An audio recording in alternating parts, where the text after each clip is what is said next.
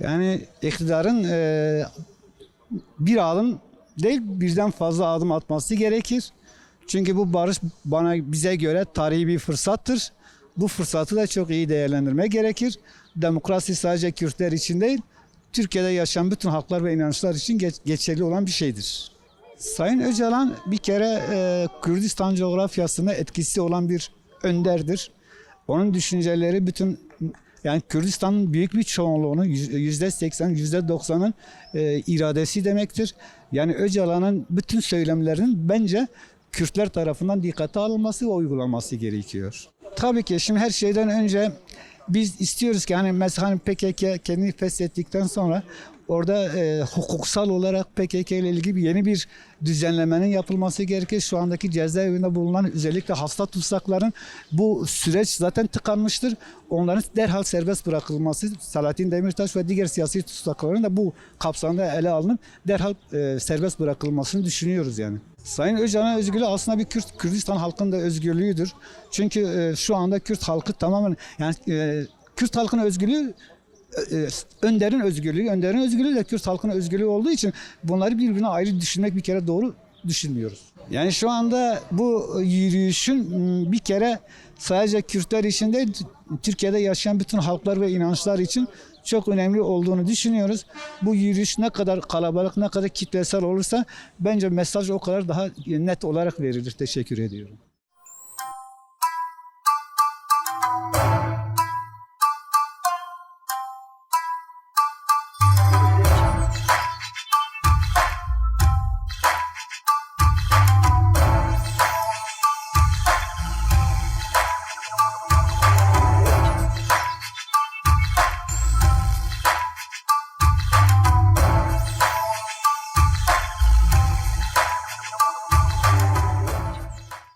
Şöyle, biz zaten biliyorsunuz barış ve demokratik toplum çağrısından sonra Kürtler tarafından ciddi adımlar atıldı. Fakat hükümet tarafından herhangi bir adım atılmadı.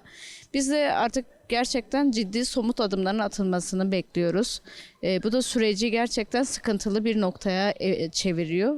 Bu anlamda hükümete çağrımız bu barış süreciyle alakalı gerekli adımların atılması gerektiğini buradan tekrar yineliyoruz tabii ki. 10 binlerin, 100 binlerin katılmasının önemi çok büyük elbette. Çünkü en azından biz devletlere karşı, ulus egemen zihniyetlere karşı aslında Kürt bilincinin, Kürt birliğinin var olduğunu, tüm halkların aynı barışı istemesini, talep ettiğini orada halkımız güzel bir cevapla bunu göstermiş olacak elbette. Şöyle, bu yürüyüşün bir cevabı olacaktır illaki. Bizler tabii ki de Sayın Abdullah Öcalan'ın bir statüye kavuşması, sahibi olması gerektiğini savunuyoruz. Biz de tüm halkımızı bu barışa davet ediyoruz. Gün birlik günü, gün barış günü artık ciddi anlamda biz artık çocuklarımızın ölmesini istemiyoruz.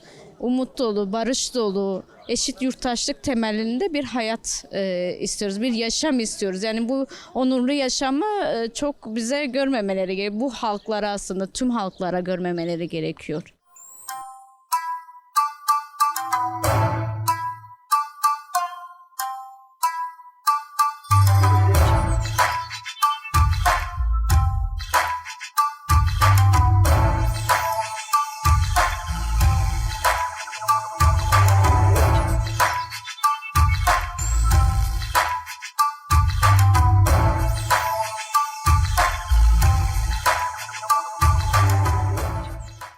Bu yürüyüşün önemi aslında şöyle diyeyim, bir ülkede barış varsa demokrasi de gelişir, insan hakları da gelişir, emekli hakları da gelişir, kadınlar da gelişir. Çünkü orada bir hak hukuk olduğu için, eşitlik olduğu için yani bir savaşın olmadığı yerde demokrasiler gelişir, bütün insan hakları gelişir.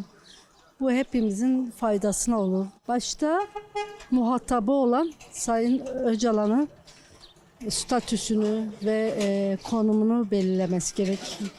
O İmralı'da yürütülmez artık bu süreç. Bu bir gerçek. Çünkü tek muhatap da şu anda Sayın Öcalan ve Kürt tarafıdır. İkincisi ana dilde eğitim hakları, ki ana dilde eğitim olursa zaten bu ana diller de kaybolmaz. Ana dil insanın varoluşudur. Bizim varoluşumuzdur. Bir insanın varlığı ana diliyle olur. Kendimiz için, demokrasimiz için, çocuklarımız için, eğer gerçekten gelişmiş bir ülke olmak istiyorsak, eğer gerçekten varlığımızla, kendi kimliğimizle var olmak istiyorsak, bu yürüyüşe de, bu sürece de sahip çıkmamız gerekiyor. Onu düşünüyorum. Tüm Ahmet halkını barış masasına destek olması için, barışın gelişmesi için, sürecin tıkanmaması için saat 18.30'da eski cezaevi köşesinden yürüyüşe davet ediyorum.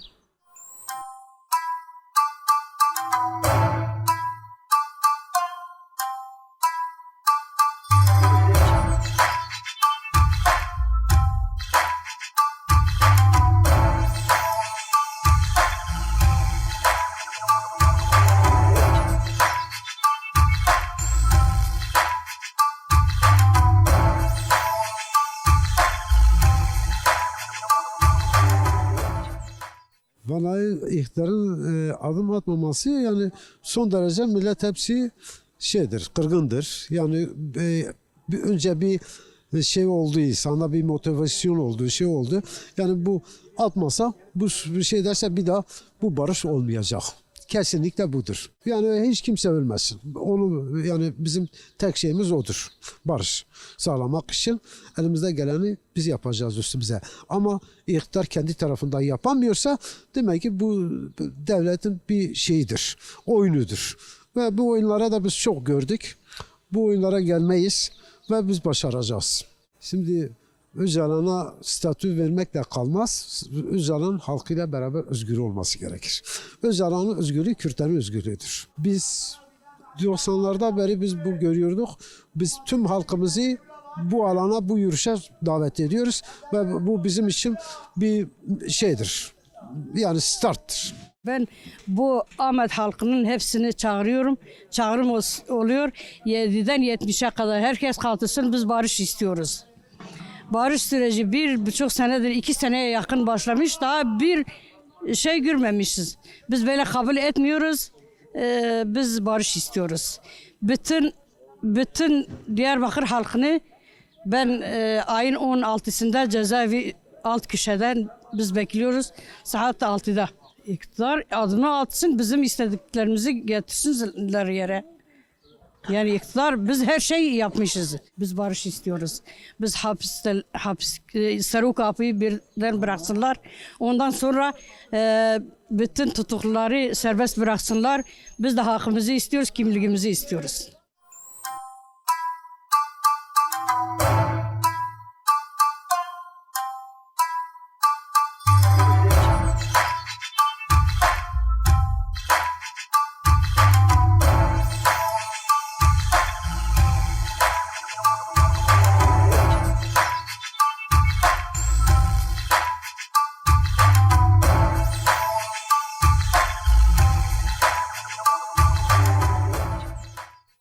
Söylediğiniz gibi süreç başladığından beri, yani üzerinden neredeyse 2 sene geçti ve karşı taraftan hiçbir adım gelmediğinden dolayı yani halkta da bir endişe yaratıyor.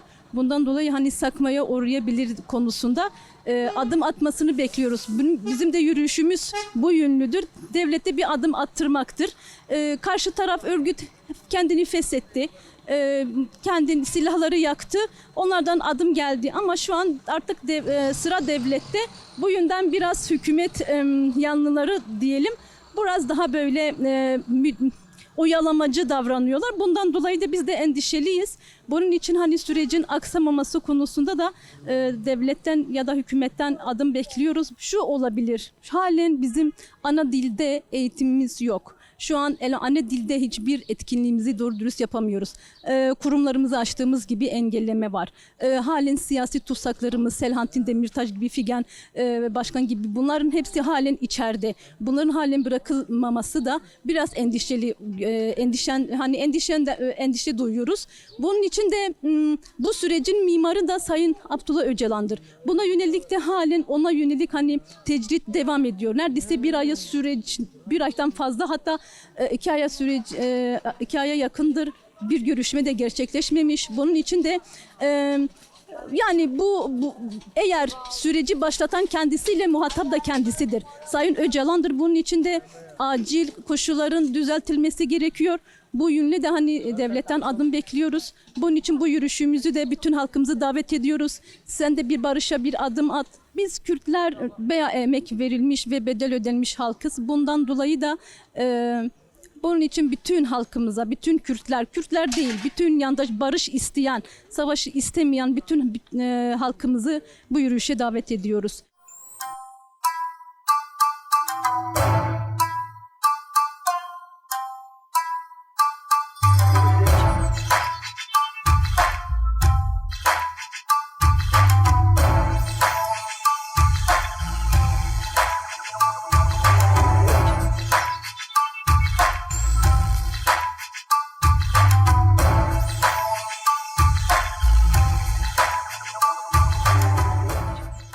Şeye takılmamak gerekiyor. Muhalefetin klasik söylemleri şu yapılmadı ya da bu yapılmadı şeklinde oluyor ya. Artık bunlara takılmamak gerekiyor. Her şeye rağmen güzel bir yola girildiğini, her şeye rağmen güzel şeylerin olduğunu hissediyoruz ve oluyor da. Ben tabii ki katılacağım. Diyarbakır her zaman için bir serhıldan şehridir, baş kaldırı şehridir. Biz baş kaldırdığımızda tabii ki dünyayı titretiriz. Dünyanın herhangi bir köşesinde zulme uğrayan herkesin de hesabını sorarız. Size şunu söyleyeyim. İnsanlar özgür olmadan zaten barış olamaz. Barışın sesi nereden gelir? İnsanların özgür olmasından gelir. Çünkü biz mazlum bir halkız. Ezilen bir halkız. Geçmişten geleceğe yıllarca işkenceler görmüşüz. Köylerimiz yakılmış. Yani ama yeter artık, ümitlerimizle oynamayın. Ben bu barış süreci nasıl olacak? Ya iktidar ilk önce yasasını çıkarıp siyasi bir af çıkarması lazım. Ya nedir? Çocuk 2 parmağını kaldırmış havaya, yıllarca cezaevinde. Ya geçen gün Ahmetspor'un futbolcusu, çocuk kendi ülkesinin bayrağını açtı. Hem gece evine polis gitmiş ya. Böyle bir şey olur mu? Şimdi hem barıştan söz et. Ama geçen seferki mesele ne oldu? Diyor barış var. Bir yerde barış diyor, bir yerde karakol yapıyor. Yeter artık ya. Yani edilmezse. Ya şimdi kalıcı bir barışın sağlanması için bu adımlar atılacağını düşünüyorum. Onun için halk yürüyecek ve barış için yürüyecek. Savaş için değil. Hani bu insanlarımız barış için yürüyor. Savaş için yürümüyor. Ama yürüdüğü zaman da etraflarında binlerce polis, binlerce jandarma olan bir yürüyüşü insanlar nasıl özgürce konuşacak? Nasıl özgürce diyecek? Cumhuriyet Halk Partisi bu yürüyüşün içinde olması lazım. Bütün sivil toplum kuruluşları, bütün SSK'lar, bütün partiler yani duyarlılık göstermeleri lazım.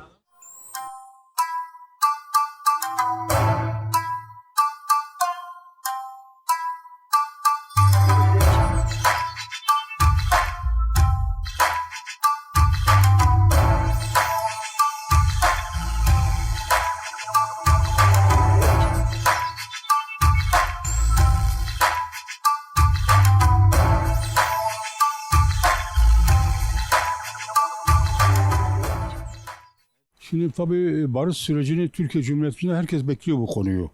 Bir an evvel olması için. Özellikle Güneydoğu'ya olan bir konu olduğu için. Şimdi bunlar da meclis çalışmaları bitti sanırım. Ondan sonra bu komisyon raporlarını sundular mecliste. Tabii tekrar bunun mecliste görüşülüp onaylanması gerekiyor. Bu yapılmadı. Bu da bu süreci uzattı tabii ki. Ve çok da geç kalındı bu konuda. Çok da geç kalındı. Eğer bunlar geç kaldığı müddetçe de bu zarardır bu. İnsanlara zarardır, sürece zarardır bu. O bakımdan bir an evvel bitmesini taraftarıyız ve destekliyoruz her zaman için. Cumartesi günü zaten. İnşallah katılacağız inşallah. Katılacağız. Benim düşüncelerim atılan her adımın barışa doğru gitmesini umut ediyoruz her zaman için. Hiçbir zaman bunun haricinde başka bir düşünceye sahip olmadık zaten. Herkesi barış için adım atmaya davet ediyorum. İnşallah atılan her adım bize mutluluk ve huzur verecektir. Yani barışın olmasını herkes ister. Ama gerçekten yani barış adı altında olursa yani iktidar her alanda adım atması gerekiyor. Her konuda. Sadece barış süreci değil. Yani diğerleri de barış sürecini tetikleyecek. Sonra da barış süreci olacak. Kültür fark etmez. Barış süreci oldu mu hepsi dahildir benim için. Yani bence herkes yürüyüşe katılsın. Yani barış süreci için önemli. Önemliyse katılsınlar. Her şey çocuklarımız için, gençlerimiz için.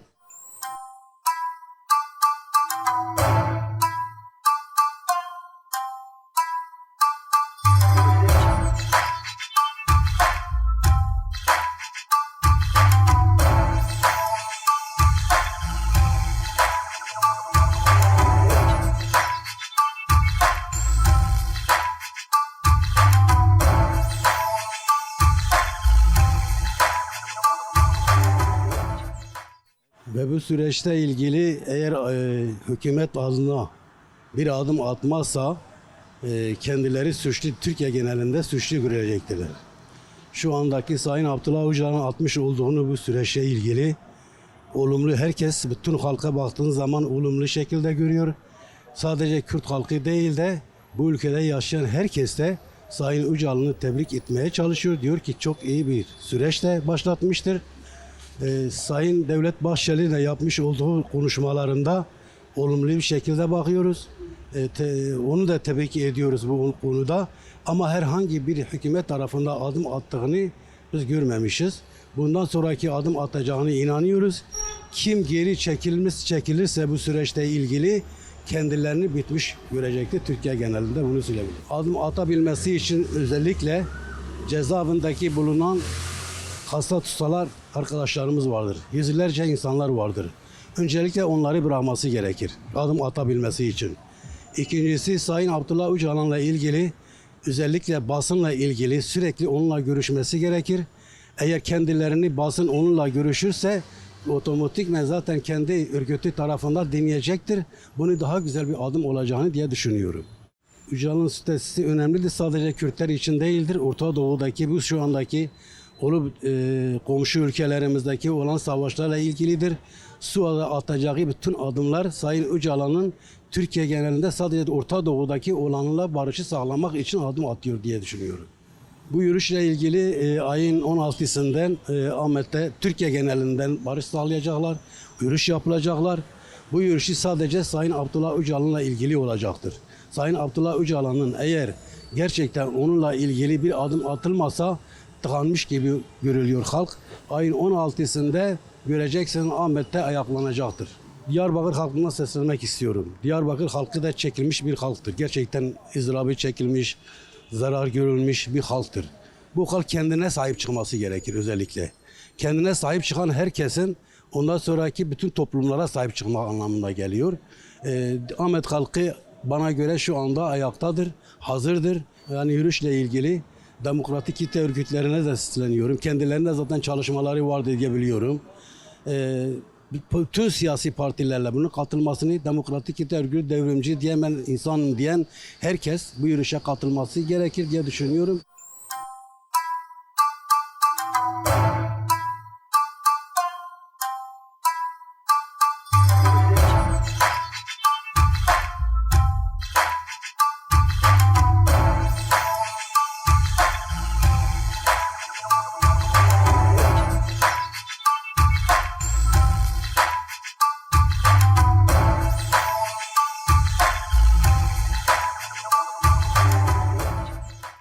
Yani adım atma şeyinin uzaması halkta bir güvensizlik ortamı oluşturur.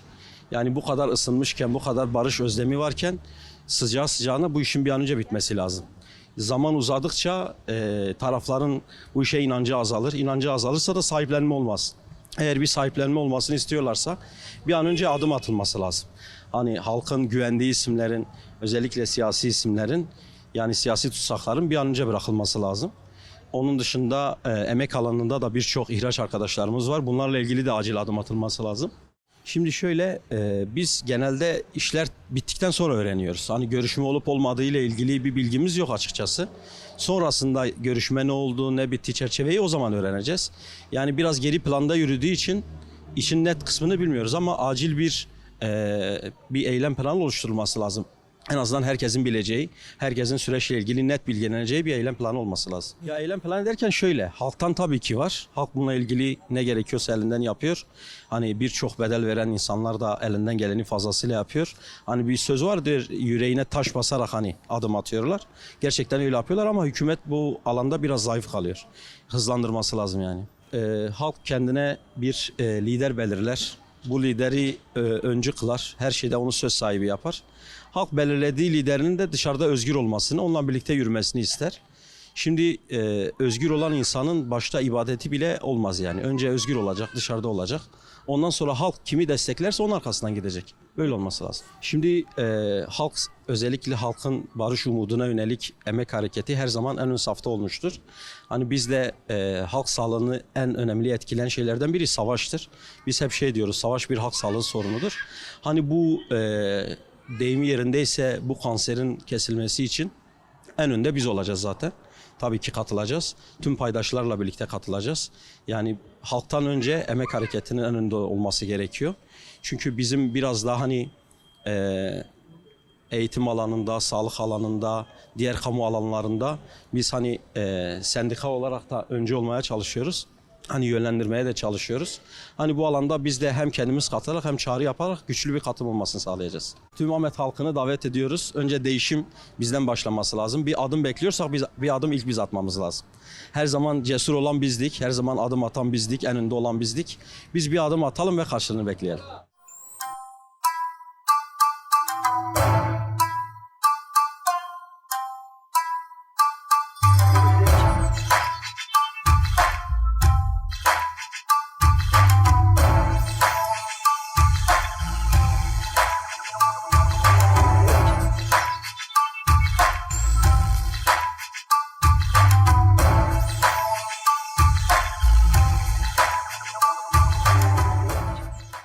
Yani bu süreç böyle giderse kötüye gider. Barış gelmeden hiçbir şey düzene girmez. Biz artık barış istiyoruz. Kan dökülmesini istemiyoruz. Hepimiz bu yürüyüşe katılacağız. Bu yürüyüş barış için, Önder Apo için süreci daha çabuk gelmesi için bu yollara başvurduk. Önderliğin cezaevinden çıkması. Birincisi o. Barışın gelmesini istiyoruz. Kan dökülmesini istemiyoruz. Ne Türk ne Kürt. Biz kardeş oluyoruz diyoruz ama kardeşlik yok demek. Ahmet halkını bu yürüyüşe davet ediyoruz. Barış için, kardeşlik için güçlü bir şekilde yürüyüşe katılmak zorundayız.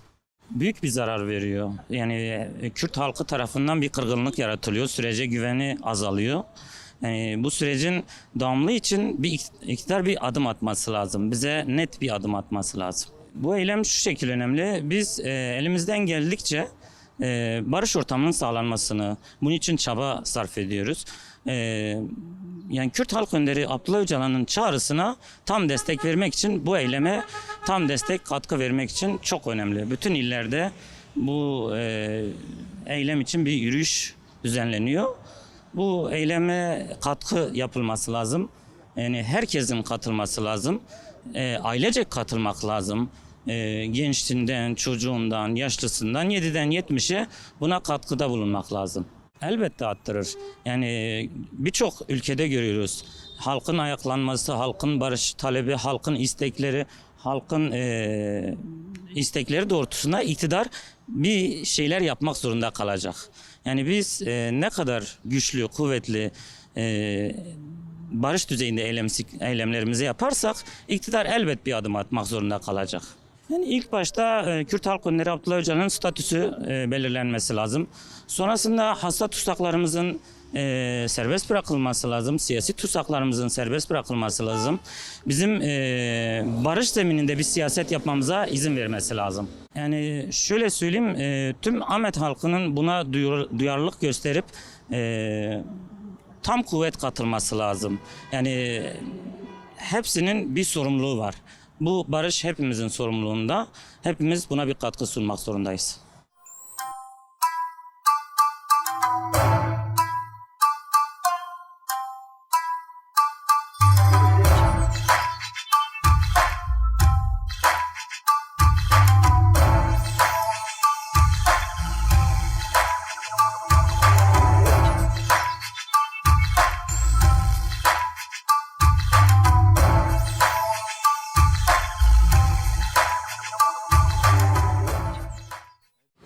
Şubat'ta başlatılan demokratik toplum süreci, Türkiye halklarının özgür ve birlikte yaşamalarının somut bir çağrısı olmuştur. Bu çağrı inkarı değil, demokratik siyaseti, tecriti değil, özgürlüğü hakim kılma adına yapılmıştır. Ancak aradan geçen uzun süreye rağmen iktidarın ve devletin henüz anayasal anlamda hukuki bir süreci başlatmamış olması, anayasal düzenlemeyi hayata geçirememiş olması sebebiyle biz 16 Mayıs'ta bütün Türkiye geneli ama Ahmet özelinde cezaevi alt köşeden başlayarak AZC Plaza önüne yürüyoruz. Bu çağrıya bütün halkların karşılık vermesi gerekiyor. Sürecin daha hızlı ilerlemesi adına bütün yurttaşlarımızı, halklarımızı bekliyoruz.